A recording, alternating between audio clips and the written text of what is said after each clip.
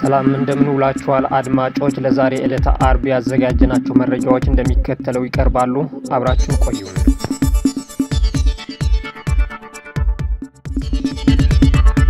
ኢትዮጵያ 96ኛውን የዓለም አቀፉ የፖሊስ ድርጅት ኢንተርፖል ዓመታዊ ጠቅላላ ጉባኤ እንድታዘጋጅ መመረጧ ተገለጸ። የትራምፕ አስተዳደር ኤርትራ፣ ሶማሊያና ሱዳንን ጨምሮ የ19 ሀገራት ዜጎች የመኖሪያና የሥራ ፍቃድ ሊመረምር ነው ተባለ። በመቀለ ከተማ የቦምብ ፍንዳታ ማጋጠሙ ተገለጸ።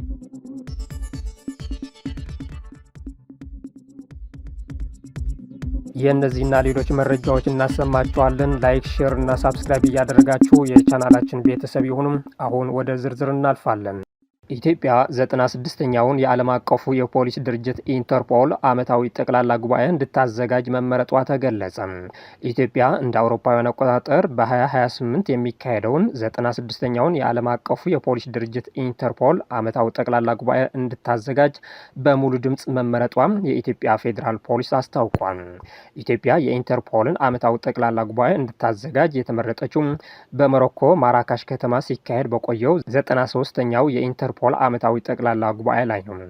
ከ3 ወራት በፊት እንደ አውሮፓውያን አቆጣጠር 2025 በነሐሴ በደቡብ አፍሪካ ኬፕታውን ከተማ ተደርጎ በነበረው 26ኛው የኢንተርፖል አፍሪካ ሪጂናል ኮንፈረንስ ኢትዮጵያ ቀጣዩን በ2027 የሚካሄደውን 27ኛው የኢንተርፖል አፍሪካ ሪጂናል ኮንፈረንስ እንድታዘጋጅ መመረጧ መረጃው አስታውሷል። በመቀለ ከተማ የቦምብ ፍንዳታ ማጋጠሙ ተገለጸ።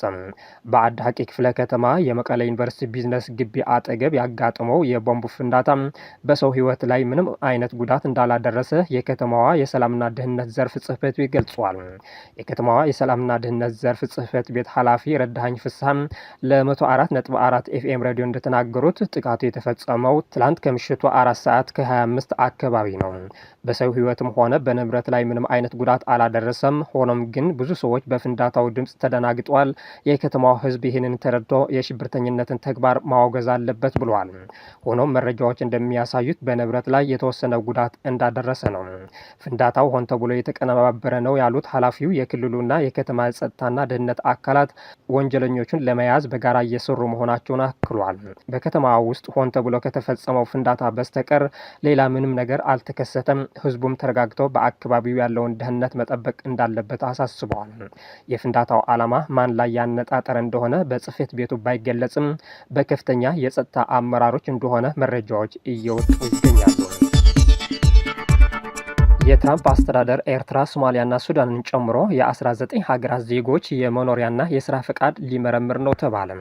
የትራምፕ አስተዳደር ኤርትራን ጨምሮ ከ19 ሀገራት ወደ አሜሪካ የገቡ በሁሉም ዜጎች የመኖሪያና የሥራ ፈቃድ ላይ እንደገና ምርመራ ሊያደርግ እንደሆነ ተገልጿል።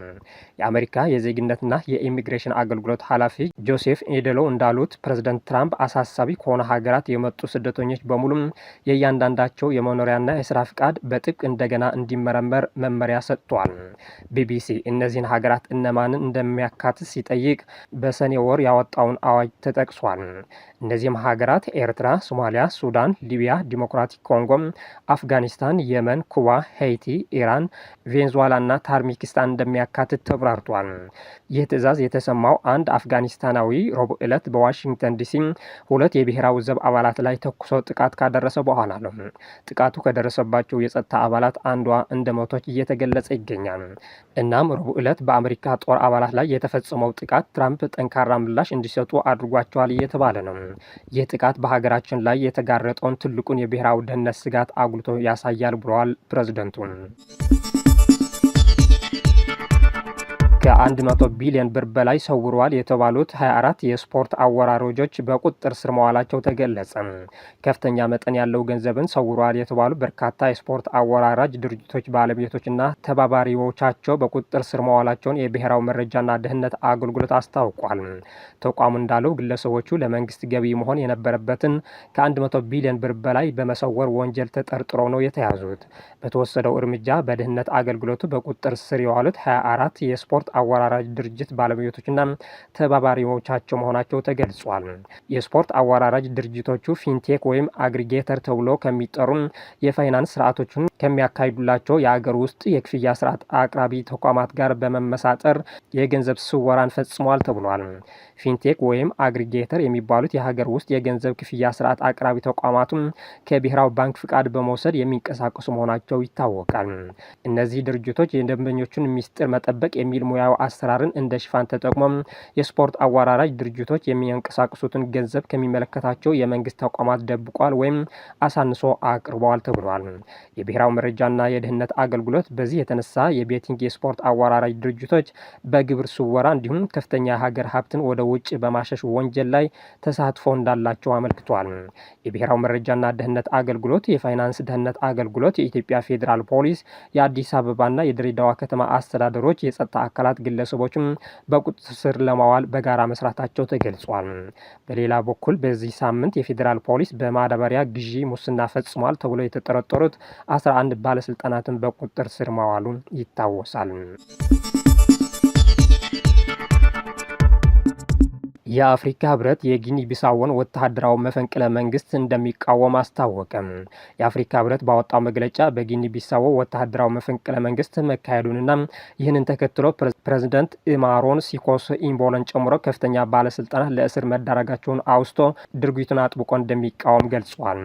የህብረቱ ኮሚሽነር መሐመድ አሊ የሱፍ ባወጡት መግለጫ ይህ ድርጊት የተፈጸመው ሀገሪቱ ምርጫ አካሂዳ ውጤቱን እየተጠባበቀች ባለችበት ወቅት ነው ያሉ ሲሆን የአፍሪካ ህብረት ማናቸው ህገ መንግስታዊ ያልሆነ የመንግስት ለውጥን እንደማይቀበል አስረድቷል። ምርጫውን በተመለከተ የአፍሪካ ህብረት ታዛቢዎች በስፍራው ተገኝተው መመልከታቸውና ትላንት ሪፖርት ማቅረባቸውን የጠቀሱት ኮሚሽነሩም በሀገሪቱ ህገ መንግስት መሰረት የምርጫው ውጤት ይፋ እንዲሆን ጥሪ አቅርበዋል። በህገ መንግስቱ የምርጫውን ውጤት ይፋ የማድረግ ስልጣን የተሰጠው ኮሚሽን የሚያቀርበውን ውጤት ማክበር አስፈላጊና ተገቢ መሆኑን አስረድቷል።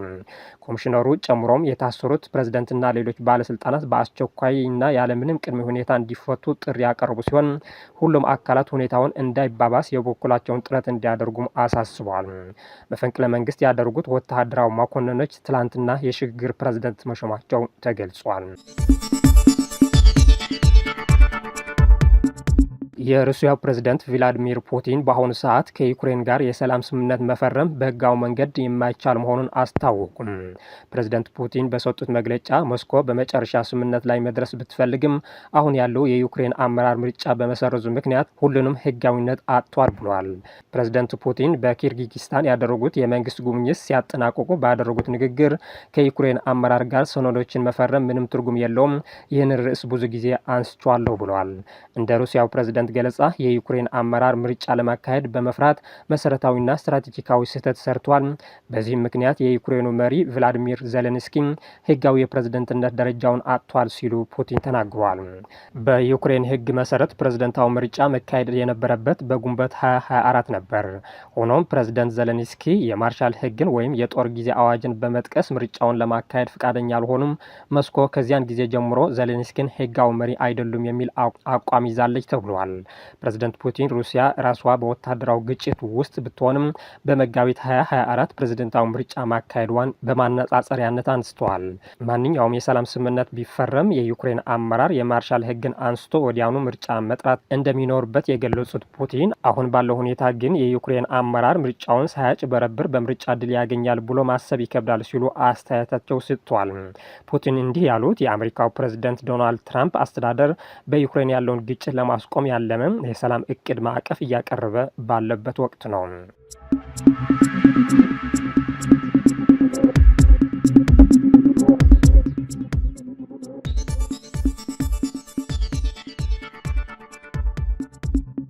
የተከበራችሁ ተከታታዮች ለዛሬ ያዝናቸው ዜናዎች እነዚህ መስሉ ነበር። ስለተከታተላችሁ እናመሰግናለን።